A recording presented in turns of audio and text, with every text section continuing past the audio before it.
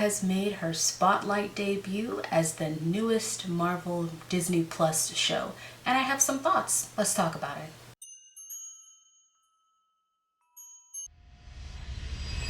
Hi, my name is Diamond, aka Lady Leo. I am a lover of all things nail polish, movies, TV shows, all sorts of things.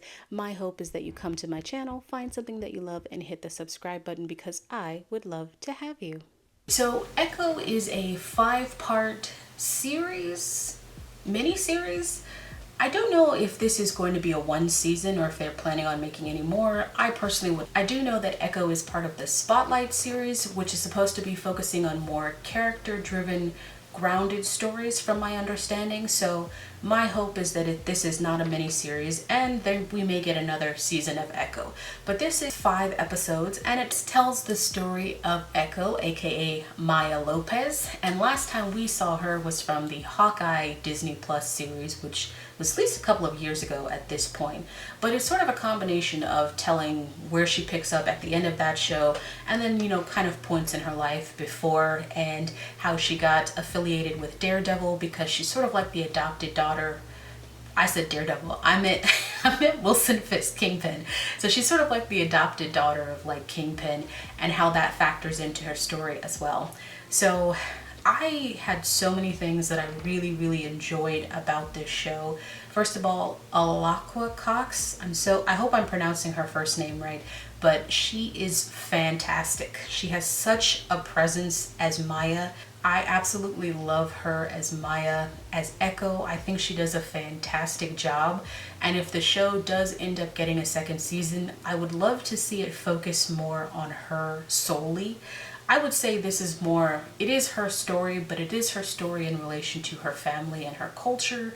So sometimes I think she plays a back burner to that, which is not necessarily a bad thing, but I would like to see a lot more time with like just Maya and in herself, you know what I mean?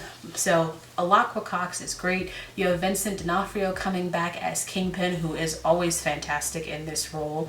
And I just really loved the show. I loved how authentic it is to the Choctaw Nation. And I remember seeing like a disclaimer at the end where they said it was a special thanks. And from what I saw in some of the behind the scenes footage, they worked very closely with the Choctaw Nation to make sure this was as authentic as possible. And I really think that's beautiful. I love to see other cultures represented, other people of color, not just my own. And I love to see things about these cultures because we don't always get to see this in a mainstream way.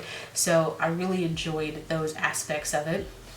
I loved how much like Maya's lineage was important. Like when the show starts off, I thought for a second, did I hit the right show because of the way that it starts off? It's part of the Choctaw legend, like how their people came to be. But at first I was like, am I watching the wrong show? And then I double checked, no, I wasn't. So I understood as the show went on how much Maya's lineage is a part of her and how much that through line carries through to Maya. And I thought that aspect of it was beautiful. The show, I like the action scenes. I think there's not a lot of them, which I think is nice because it's kind of a nice balance between the actual character work and like the action scenes. So when the scenes are there, I think they're done really well.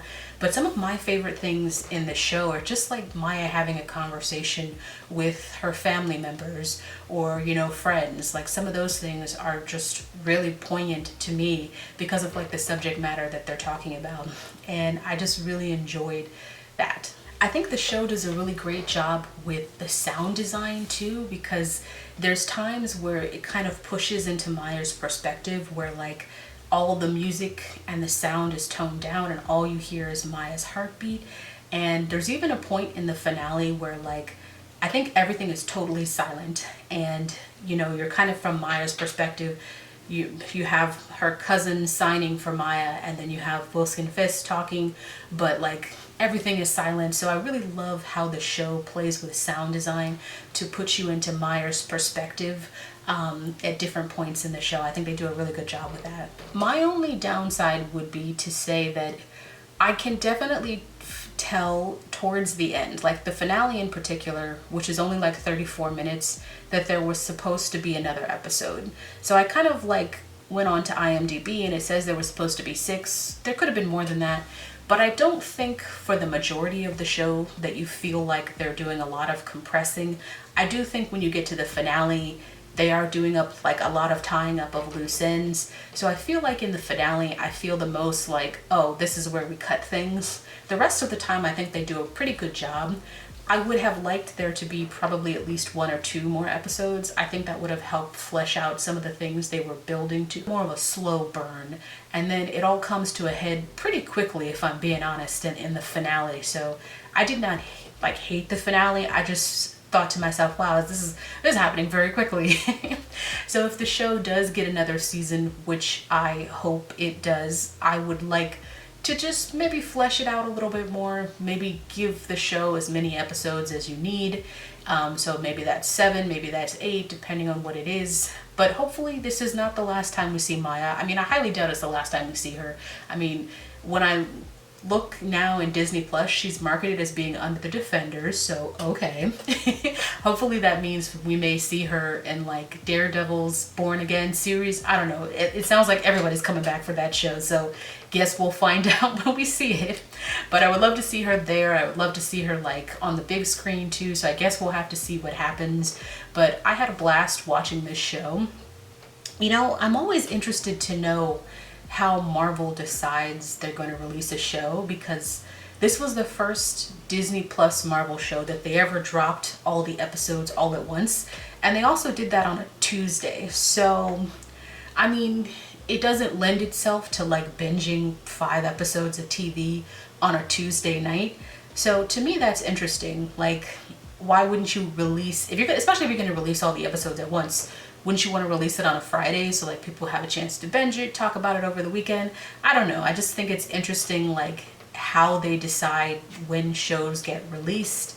You know, if they're going to do a once a week kind of thing, if they're going to drop it all at once, if they're going to do a once a day kind of thing. I think this show would have been better if they did like the week of Echo, right? So for an entire week, Monday through Friday, you get a new episode of Echo. Because like I said in a former video, whether that comes out before or after this one, but I think that when you release a show 1 episode a day, it allows the momentum to build, and you know, people get excited. They're like, oh, I'm gonna watch the episode tomorrow. They talk about it, and even after the show is finished, they still talk about it for a couple of days. So I think to me this is a little bit better than just like once a week, which is a little bit of an old format, and better than dropping it all at once. But irrespective of that, I was able to binge it over a couple of days. And like I said, I really enjoyed it. I had a really great time watching this show. You should definitely check it out. Something I forgot to mention. How could I forget to mention this? I think the show also does such a great job paying homage to like the Netflix shows. And I'm talking about the Netflix Marvel shows. So Luke Cage, Jessica Jones, Daredevil, what's Iron Fist? We don't talk about Iron Fist, but anyway, so those shows had a very different feel than like the Disney Marvel Plus shows. And this show for me, if I didn't like, if it wasn't coming on Disney Plus, I would think this is one of those this is one of those Netflix shows. That's what I really like about it, because I think Netflix had this grittiness to it, this edginess to it that Marvel didn't have at the time, which is what I really like about this show. I think this show is like MA-14 or whatever it is. It's rated mature. I mean, I wouldn't necessarily say it's anything more violent than what happened in Punisher, but I don't know what the rating is on that show either. So to me, this isn't like a super violent show. There's some blood in it and people die, but like it's kind of like par for the course by today, you know? I think we're kind of desensitized to that at this point. But no, I really like how much this show feels like a Netflix show, which I think makes sense, because from the perspective of who Maya is as a character, I would put her in this category, more of the grounded superheroes who all happen to work out of New York. But you know what I mean? Like, she's that sort of level of street level hero. So I really like that aspect of it, and I think they did a really good job making it feel like a Netflix show. You get a couple of really good one-offs. And it was a really early appearance from Daredevil. It's not a spoiler, by the way. He's in the show, like, you know that. But I really liked where he was. Like, he was in the first episode, which is great. Like, that way you're not waiting until he comes in somewhere else. he's in there and it makes sense for like where that episode takes place in time, and then he's in and he's out. Oh man, I'm so excited for the Daredevil show. Am I too excited? Are there too many expectations on this show? No way to know. But Marvel's Echo, have you seen it? Did you like it? If you didn't like it, let me know why in the comments below. Well, that has been my time. Thank you so much for watching. I'm out of here. Bye.